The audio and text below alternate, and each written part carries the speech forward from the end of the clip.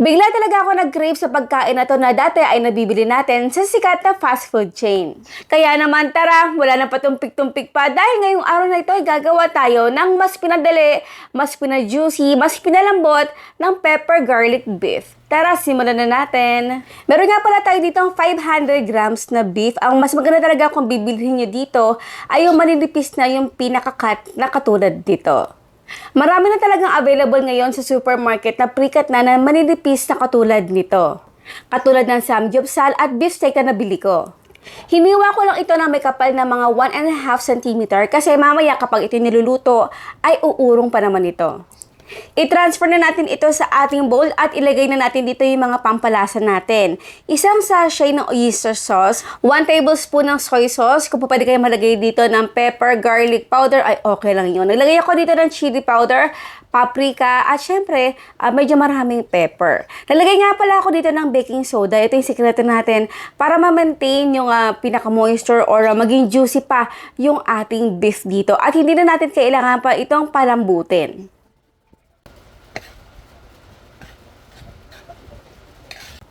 Binabad ko lang ito ng mga 30 minutes. Okay lang yan kasi maninipis naman yung pagkakakat ng ating beef. Next, meron ako dito ang tagwa 115 grams ng mushroom ng delata. Dalawa yung ginamit ko kasi maliliit lang yung available sa palengke.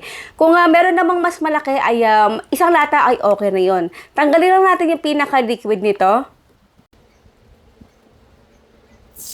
Over medium-high heat ay painitin lang muna natin yung ating oil at lutuin na natin dito yung ating beef na minarinate kanina. Hindi ko muna ito hahalu-haluin, inispread ko lang muna ito sa ating kawali, takpan at lutuin ito for 5 to 7 minutes. At kapag nakikita na natin na medyo namumuti-muti na yung isang part ng beef, ay haluin na natin ito ng ilang beses at again, takpan natin. After a few minutes ay makikita natin na medyo may liquid na dito sa ating beef, which is normal lang naman talaga. So this time ay hindi ko natatakpan yung ating kawali at hihintay ko na lang na mag-absorb ng konti itong ating liquid. Tinabi ko lang muna yung ating beef sa gilid at nalagay na ako dito ng ating butter, tinunaw at nalagay na rin ako dito ng 2 tablespoons ng all-purpose flour. Haluin lang ito para hindi ito mamuo maya-maya. At again, kapag ito ay natunaw na o nag-well blend na, nilagay na rito yung ating mushroom. Again, lutuin lang ito for few minutes at haluin na natin dito yung ating beef. Beef cubes isa lang kasi hindi na tayo maglalagay dito ng asin or any na pampaalat such as patis. Kaya isa lang ay tamang-tama na to. This time ay maglalagay na ako dito ng ating tubig. Yung una ay decided na talagang konti lang yung ating tubig. Pero nare-realize ko kapag ganito lang kakonti yung ating tubig, kapag ito ay naluluto na at napapalapot na natin, ay kumukunti na talaga yung pinaka-sauce nito, diba? Kaya naman nalagay pa ako dito hanggang sa pumaibabaw lang yung pinaka-tubig dito sa ating beef na niluto. Naglagay din ako dito ng soy sauce para naman konti lang na pampakulay dito sa ating sauce. At nalagay pa ako ng additional pang 1 tablespoon ng all-purpose flour na may konting tubig.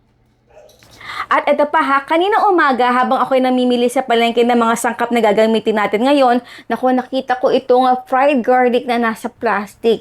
Binili ko to agad guys kasi mas malaki ang matitipid natin sa gas, sa oras, sa pag-chop-chop ng garlic. Hindi na natin yung gagawin pa. Kaya ito na lang binili ko panghalo dito sa ating ulam.